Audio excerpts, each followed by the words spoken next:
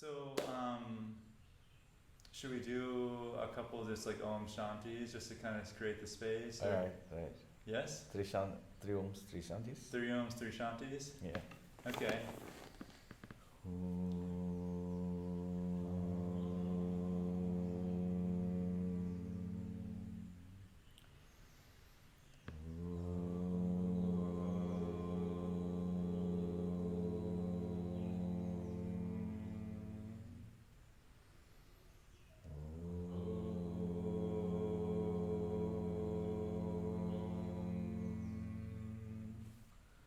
Shanti, Shanti, Shanti. Nice. So, Swami, what is your full name? Prabodh Chaithanya. Is that Swami and then... It's not, it's a first initiation name. Okay. It's a first initiation name. Your first name? Yeah, like your born name? It's not like that. It's not a name, given by parents. It is a name initiated by a guru. So you have two kinds of initiations. One is the brahmacharya initiation, then sannyasa initiation. So the brahmacharya initiation, the name is given as Prabodh Chaithanya. And how did you find the path of yoga? Like, how did yoga come to you? It's very accidental. I got exposed to one Swamiji who was taking Upanishad classes. So I happened to be in one of his classes. Then I got interested in the subject. Then I started staying in that place for 2.5 years, continuously listening to him. Later I shifted to other places, started learning scriptures. How long ago was that? Oh, it's at one place, 2.5 years I learned this Upanishads, Bhagavad Gita, Brahma Sutra. Again I shifted to another place and studied with another guru. Again I repeated this Prasthanatraya. See, if you get initiated, the minimum learning which you require after initiation is getting exposed to 3 texts. One is Upanishads with Shankaracharya commentary. Then you need to learn Bhagavad Gita with commentary, and also Brahma Sutra, which is an analytical text, that also with commentary. Yeah, I've been taking your course for the past 2 weeks now, and you seem very educated and knowledgeable in this field. Like you're able to pass that knowledge on in a very applicable and practical manner. So you've obviously digested it very well. Yeah. Yeah. Do you find that, do people seek happiness in yoga, or do they seek peace? Like, what's the difference between, like, as a student, should I be seeking peace and oneness and understanding, or should I be seeking bliss and joy and liberation? Happiness and peace, both are the two sides of the same coin.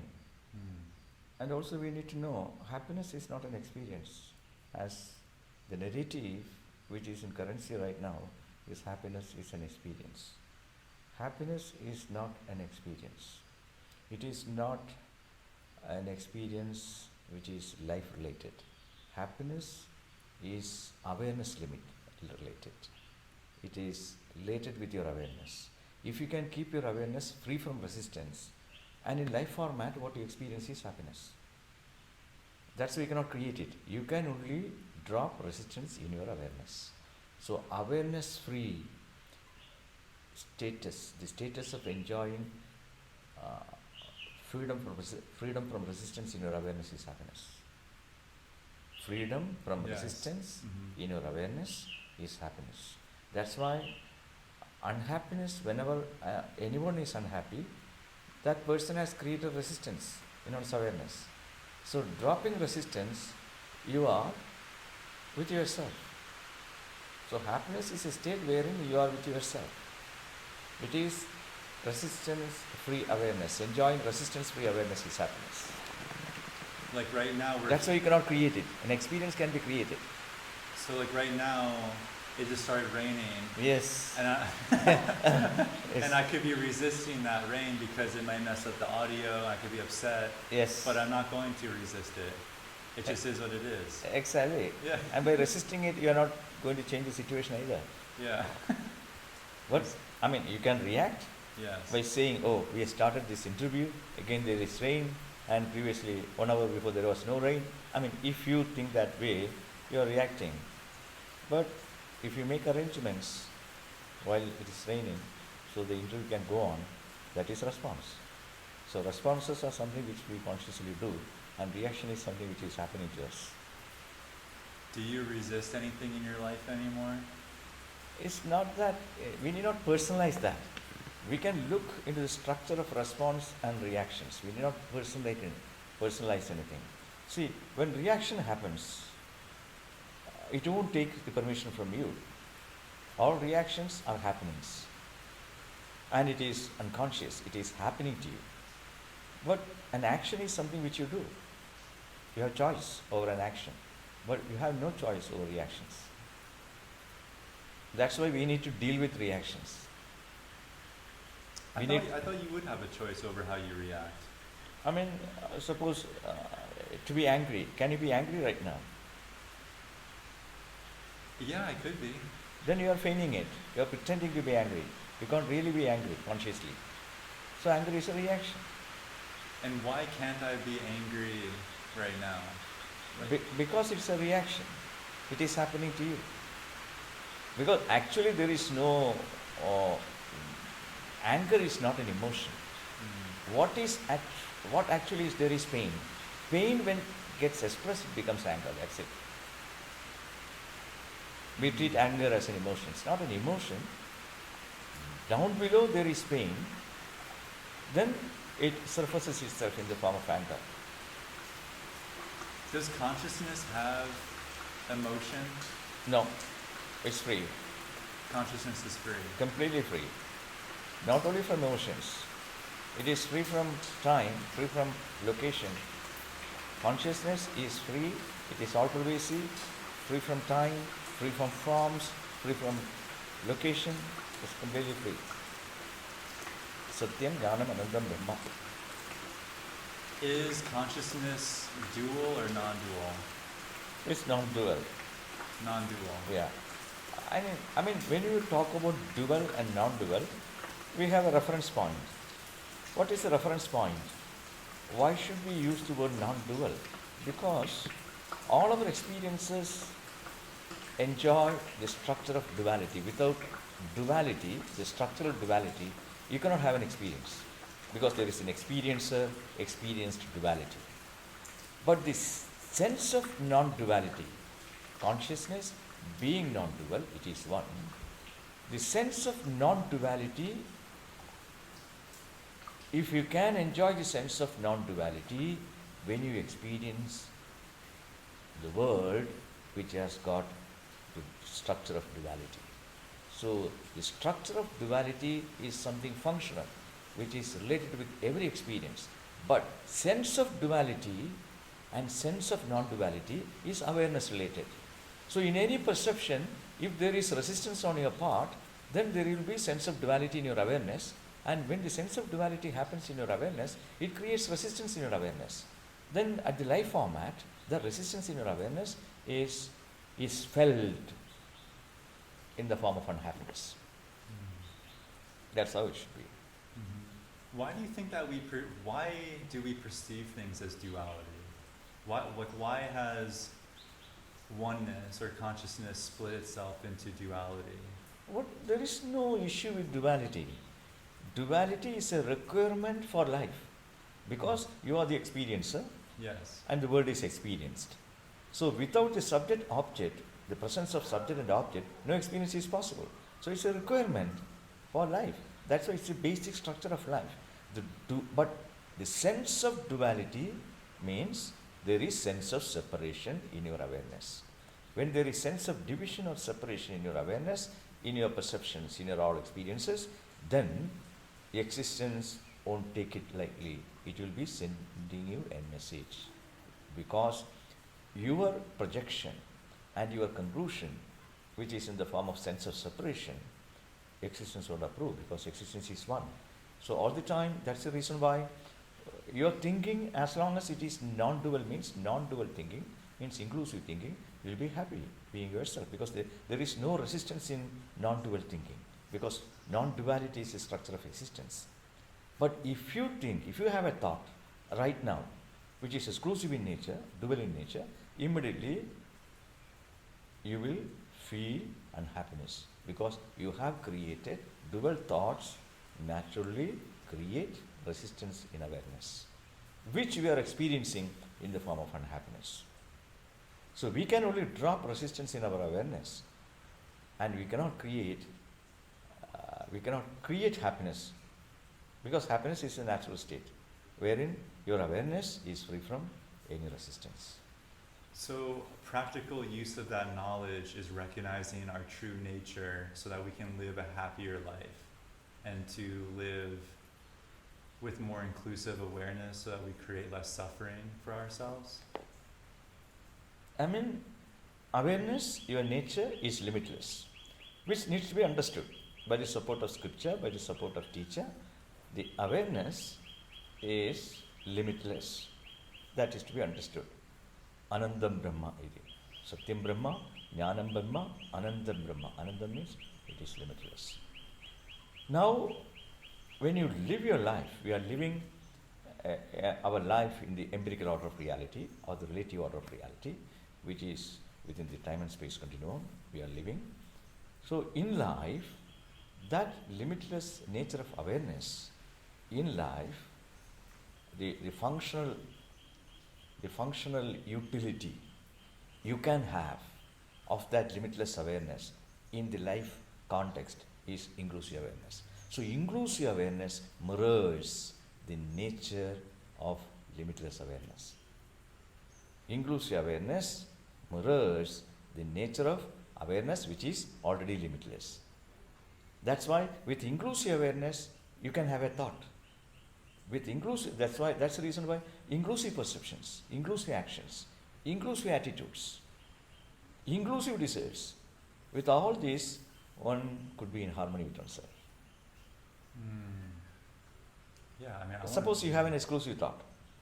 So hate is an exclusive thought.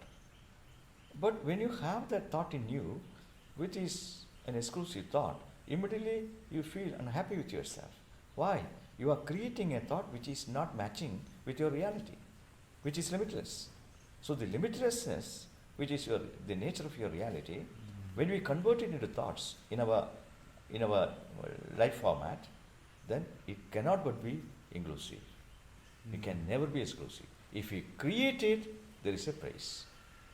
Got you. Because it's that's the reason why unhappiness is a kind of blessing, or the way the existence is telling you to correct the way you think, the way you perceive, the way you do things, because you're doing it in a way which is not matching with your own reality. That is an order. Sorry. That is what is called order. There is an order. So you are flouting that order of creation. There's a natural order to the universe and it's unlimited, infinite. And by recognizing that, if we ever go against it, that's when we experience unhappiness. Exactly. But if we identify and always remember that, then we're in harmony with the natural order of the way things are in the universe. Exactly. And why don't they teach that in schools? Like, why don't people know about that earlier in life? See, because it would stop a lot of human suffering to recognize that, I think. See, this is the discovery of the sages. Now, once this material is branded as branded within a religion, then the secular states would be refusing to teach the religious texts, because then it will be branded as religious teaching. So nobody wants religious teaching in a secular state, because religion and religious teachings is something which is personal. The state should stay away from religious teachings. That's the reason why this subject matter, which is more relevant, is not taught by any universities, because it is immediately labeled as religious teaching, which is not true. And it's not religious. It's not religious, it is spiritual. The spiritual Spiritual. education. We don't label it as religion or religious. It is spiritual teaching. Spiritual teaching means you have to walk back to know the place where you stay. The self, to know the nature of the self, you cannot move forward. If you move forward, you will be collecting life. But if you walk backwards, you will be freeing the self. There is a possibility to free the self from all resistance. That's why this teaching has got a methodology, the cognitive negation methodology, the superimposition negation methodology. So using this methodology, you can free the self from resistance. Later to know the self is complete and full. So it's spiritual learning. So the spiritual learning should be set apart from religious learning. Then the stigma right now attached to religious learning should go away. That stigma is taken out, then we have to label it as spiritual teaching, spiritual education, and dropping all these religious names. We have to drop all religious names so the material can be presented and it can be taken to people at large. I think something that I've struggled with upon understanding some of this knowledge is sometimes I've had a very fatalistic point of view where I'm like, well, what's the point of doing anything sometimes if I'm just supposed to have non-resistance and life is infinite and limitless? Sometimes I feel like, why do anything? Why do anything in the world other than just meditate in a cave until so I can just be absorbed in the infinity of consciousness all of the time? And so how do I also have a non-fatalistic view when I approach some of these subjects? See, you follow things in life depending upon what kind of drive you have. But when it comes to the spiritual education, everyone is on the same boat. Everyone is on the same page. Because everyone is looking for completeness, fulfillment, happiness, or God, whichever word you use. Everyone is looking for it, knowingly or unknowingly. But to discover what I am really seeking, setting one's priority is very important. Then there won't be any priority confusion. So this question is coming from priority confusion. And once priority confusion is set, then there is no other way other than knowing the self. Because it is choiceless. That is, everyone is seeking this choiceless end, which is oneself anyway. What do you think consciousness wants? What do you think that if consciousness was alive and fully expressing itself in every human on the planet, what do you think a fully realized planet would look like? Then on the individual standpoint, if a person understands it, then when the person relates with oneself, there is sense of fullness. When the person relates with the world, there is inclusive awareness. Then life becomes an expression, and there is a shift in the orientation of life of a person, because from the becoming mode of living, the person can operate on his life from being mode. So, inclusive awareness, when that person relates with the world, the awareness becomes inclusive. And sense of fullness, when that person relates with oneself. So, life becomes an expression out of fullness. And that's usually like, what does that take form of, like in the place of like art, creativity, love, enjoyment? As long as you don't set a goal. Say it's a life expressed out of fullness, it's a life expressed out of freedom. Not for freedom, not for fullness. So any creative activity, if it is not meant for fullness, then it is that activity. See, if you do anything in the world with a sense of fullness, that is creative. Everything which you do would become creative, because there is no resistance in your awareness. As long as you keep your awareness free from resistance and engaging in activities, every activity is going to be aesthetic, creative, and complete. Yeah, I think you mentioned that there was blessings from the universe that you receive, and it's like innocence, in a way, like love and innocence. I forget exactly what you said, but like children are innocent, and they're very present, right? Should we as adults live with that same innocence? See, the minimum thing, activity, the minimum activity or you can do with yourself is being kind to yourself. What exactly do we mean by being kind to oneself? Because right now I suffer from self-resistance, which means I have an opinion about myself.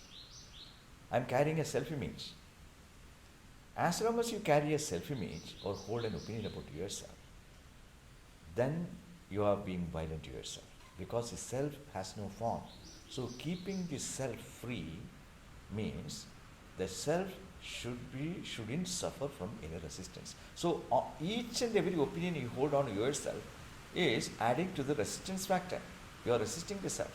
So we need to drop all opinions on the self and all superimpositions on the self. And there is a way of doing it. In the class I was talking about the 3 tools by which you can be innocent. And one tool we talked about is the seer-scene analysis. Mm-hmm. The scene is kept away and the seer, when the scene is kept away, the seer is left out. And another tool we talked about is subject awareness and object awareness. Mm-hmm. What you include in the subject awareness, what you include in the object awareness. And also another tool is the tool of witnessing. So using these tools, which you can keep yourself free from resistance. At that point of time, when you think about yourself, there is nothing for you to think about yourself. There is no opinion you can hold on the self. Therefore, you are simply conscious. That state of being conscious is called sense of beingness. So when you enjoy beingness, you look at everything without holding an opinion about yourself. Now, there is another question, then how you are related with the world? See, you can have identities, and all these 5 identities can be used as functional identities.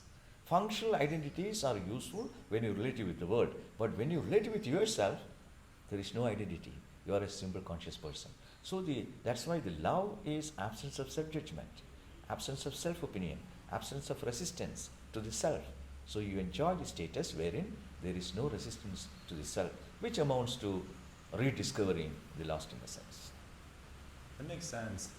It makes me feel very liberated. I can't say it's easy to practice that, but it makes me feel, because of my own codependency or attachments to the world or people or relationships, but I think once I understand that this self is everything and there is no self, basically, and there is really no separation between you and I and other people, and just to kind of be a more inclusive way of thinking, it does feel very free and liberating, and it frees me from all of my humanness, basically, you know?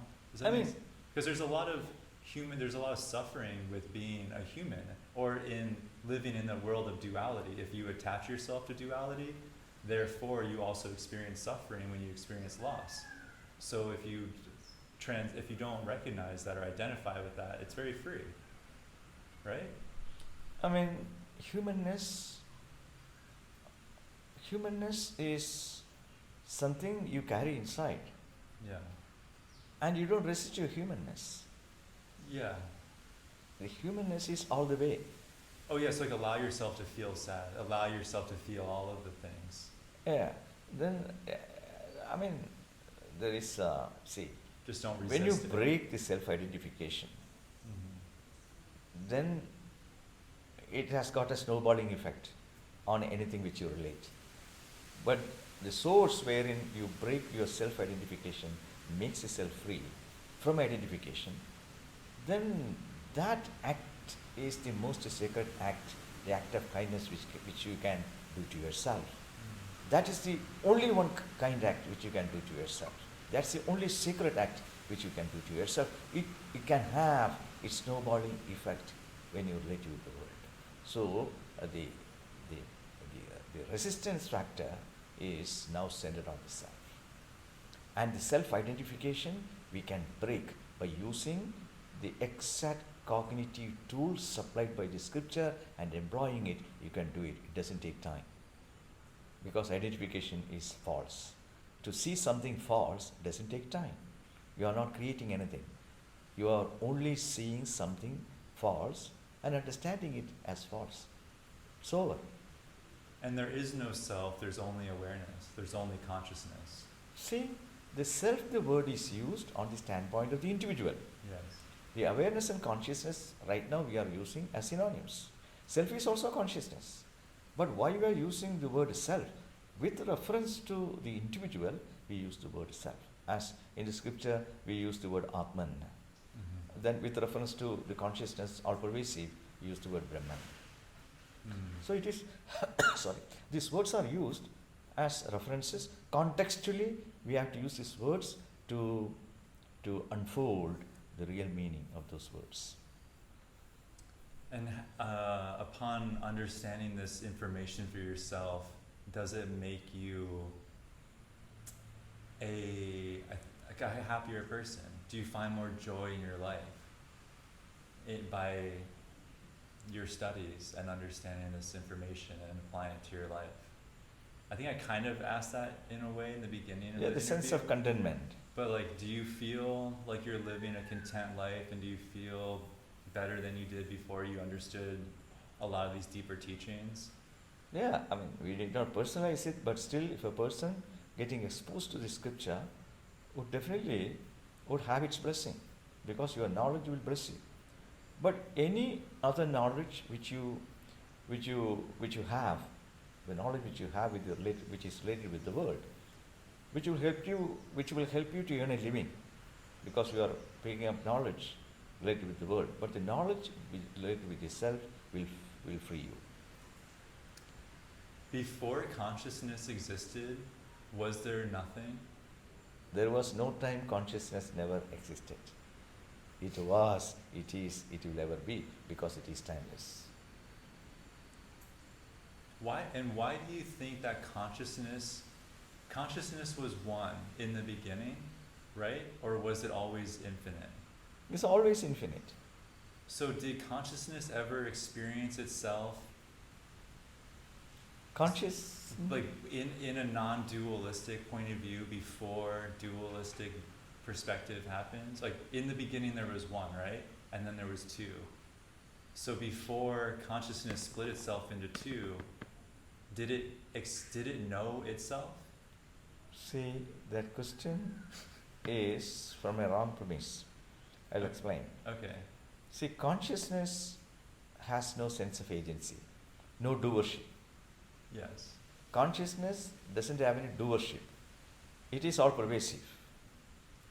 But when you are talking about duality, the reference is this conscious person. I am an individual as a conscious person. I am sitting here. I am conscious. When I am conscious as a person, I have certain faculties. Faculties which will help me to receive the world and respond to the world. This body, mind, sense complex are the faculties which are given to me. But the person who is living in this body is born self-aware, which we need to take note of. The person, the conscious person who is sitting here is born self-aware, because I am aware of myself. This happens only in a human edition of body. If you are born in a human edition of body, you can't escape from being self-aware. And you can't escape from aware of the world. That's called object awareness. World awareness is object awareness. You are awareing everything. And there is self-awareness. So the awareness is twofold. Now what is happening? Sense of duality comes when you are aware of yourself, what is entering into your self-awareness. See, an object is entering into your self-awareness, you can't escape from sense of limitation and thereby sense of duality. And you will be imputing reality to the experiencer, to the doer. So, out of ignorance, the individual is creating sense of duality. Note my point. I am talking about sense of duality, not duality. Because Yes. duality is the functional structure of life. Was there ever a time when consciousness existed without life? Like, was there ever a time where consciousness just wasn't aware of itself? In terms of the personal experience of the person, consciousness existed as witness, and it will ever exist as witness without a life. Because when you are in a state of sleep, you are alive without a without a life. That makes sense. But in the context of creation, we'll be talking about Srishti Sthiti Samhara. At the Samhara state, when the Srishti is resolved and dissolved into consciousness, then consciousness is without creation. But when it is being translated to the level of the individual, then in a state of sleep, you are alive without any life.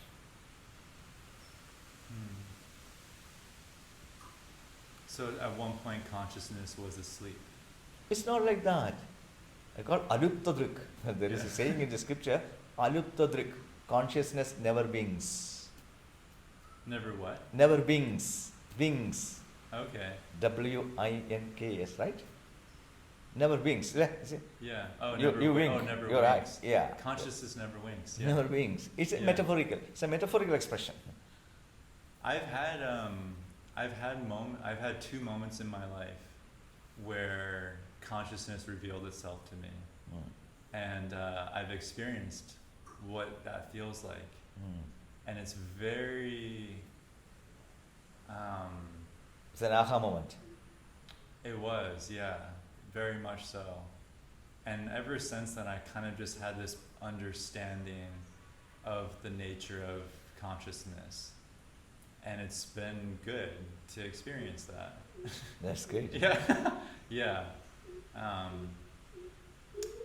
And it just was. It was just kind of this I am presence. And that was it. It wasn't a sense of right or wrong. It wasn't a sense of needing to do anything. It was just this pure witnessing, omnipresent consciousness. And it kind of, I really enjoyed it. That's amazing. Yeah, I don't know. It was induced from ayahuasca Yeah. and also psilocybin mushrooms. Oh, So amazing. it wasn't through meditation. All right. It was through meditation, but with the application of the plant medicine. Yeah. And it was accidental. Oh, amazing. It just happened on its own. It's Right. not something I tried to induce. I was just sitting with that medicine and exploring it. And it was a lot to take in as well. It's a lot for the human mind to understand. All right.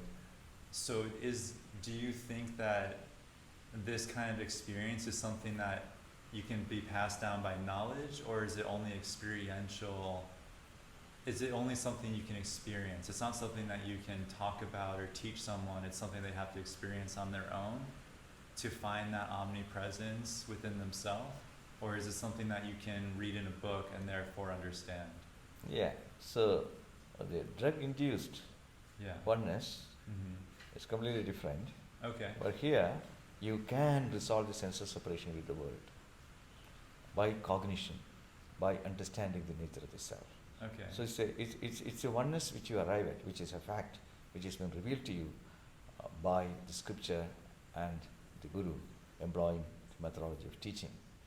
And people can have different experiences because of people taking all kinds of this ayahuasca and all that, Sure. mushrooms and all that. Yeah. I mean, they can have experiences, but it is, I cannot comment on those experiences, but rather what we are talking here in the scripture is, this is, you can resolve your sense of duality with the world. And it is going to be your experience because scripture is talking about something which is self-evident, self-revealing to you right now. But knowing the nature is, knowing the nature by the help of the scripture, it gives you the sense of oneness, sense of non-duality in your awareness. But setting aside these drug-induced experiences, so here it stays. because it is knowledge. Yeah, okay. Yeah, okay, setting that aside, what? Yeah, of course. So we don't recommend. Yeah. I know, I agree. Yeah. No, I totally agree. Yeah.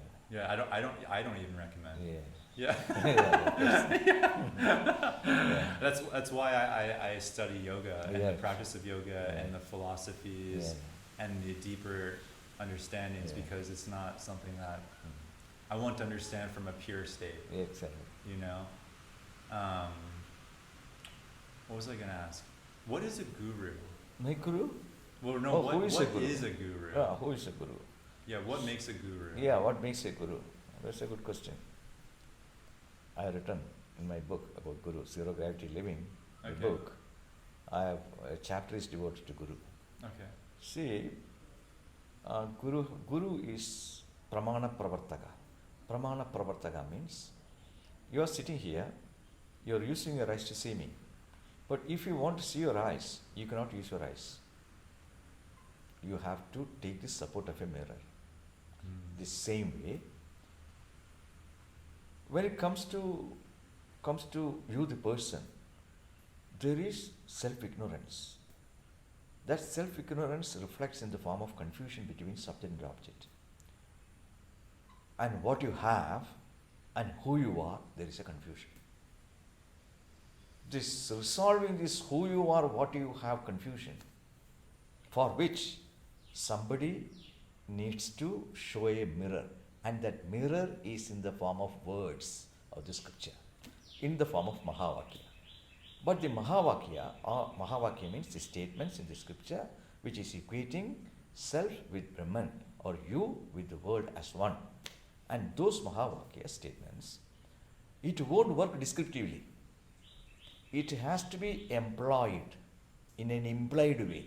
So the teaching here is implied teaching. So Guru is the person who knows the methodology to employ the words of the scripture in an implied way. That is called Pramana Pravartakaya Namaha. That person is a Guru.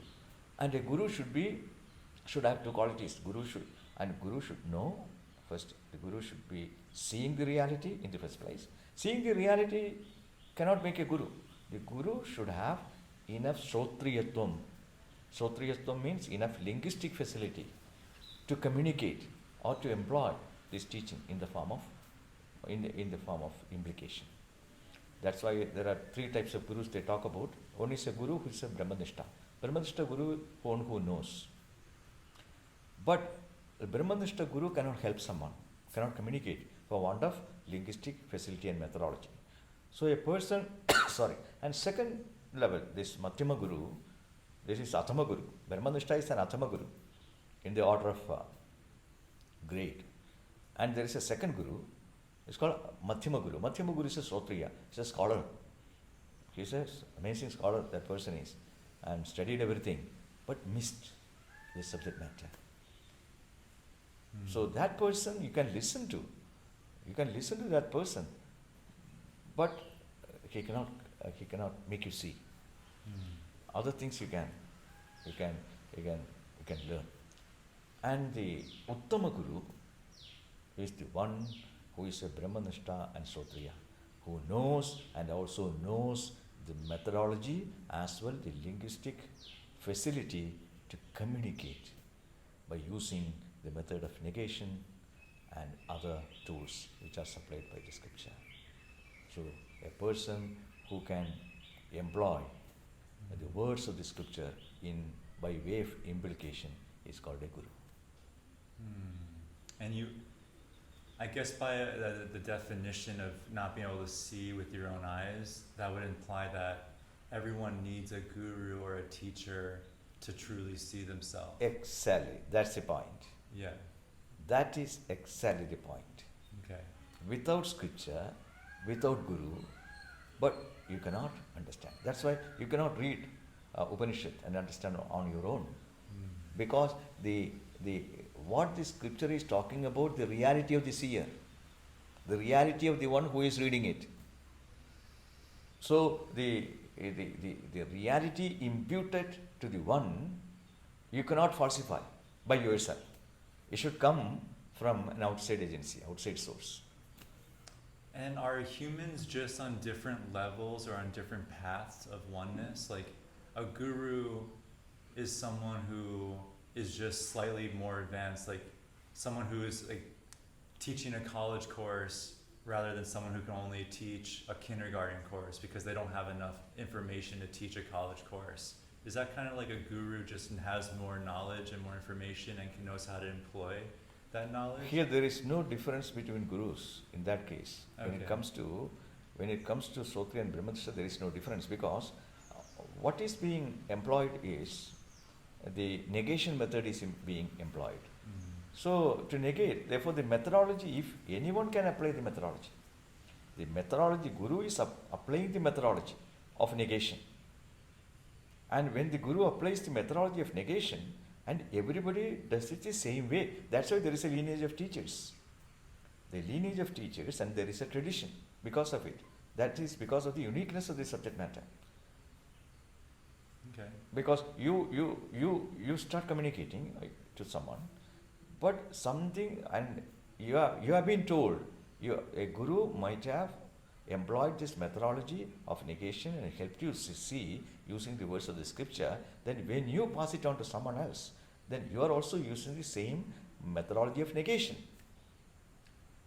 Then other person who is receiving it also using the methodology of negation, because you cannot amend it.